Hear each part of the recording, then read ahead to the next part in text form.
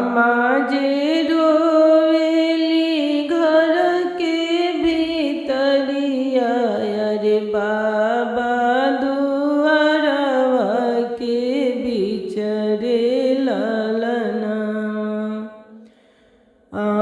माजे रोवेली घर के भीतरवा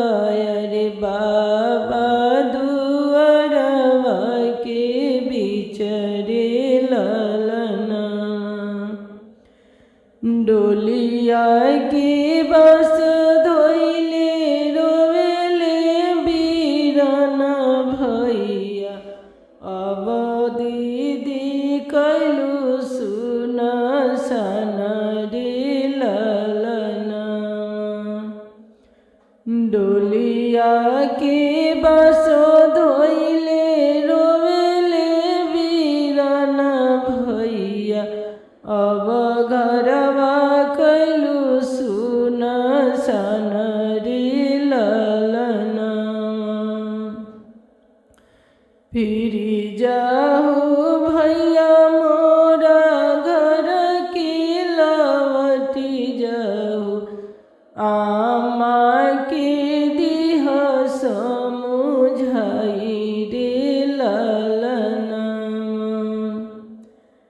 आमा के दिह समुझाई अरे बाबा के लिह समिति रे ललना अरे बाबा के लिह समिति रे ललना जाहि दीना मोरे भैया लिहनी जनमिया से ताहि दीना भैनी पराया रे ललना जाहि दीना भैया मोरो लिहनी जनमवा से ताहि दीना भैनी पराया रे ललना कैसना जोरिया बनवले विधाता रे हमके लिखल दूर देश रे ललना कैसना जोरिया बनवले विधाता रे हमके लिखल दूर देश रे ललना एक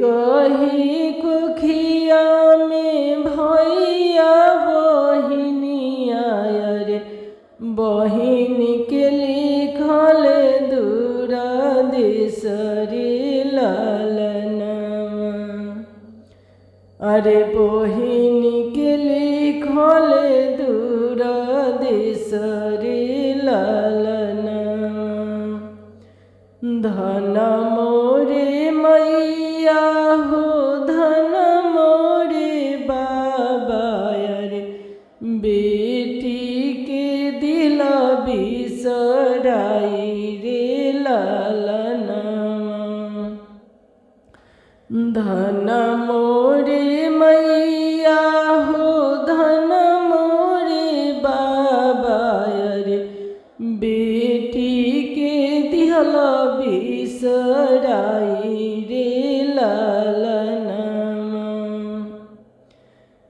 जात बारू बहिनी हो तू देवरा देशवा से आंगन घर कैलू सुन सन रे ललना जात बारू बहिनी मोरो तू दूर देशवा रे आंगन घर कैलू सुन सन रे ललना तोहे जोगे भैया पतोहिया बाबू तोरी हन तोहे जोगे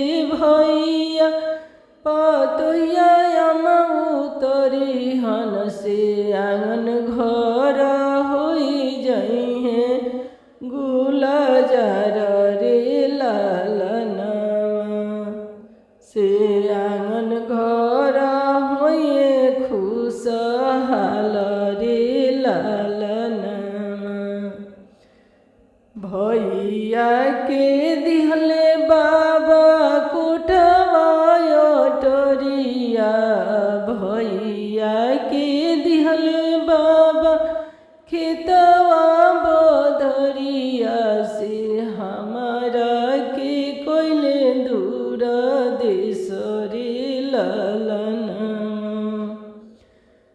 से हमारा के पेठौले दूर देसरी लालना भैया के रखले बाबा अपने दुआरवा से हमारा के कोई दिहले दानरी लालना से हमारा के कोई दिहले दानरी लालना।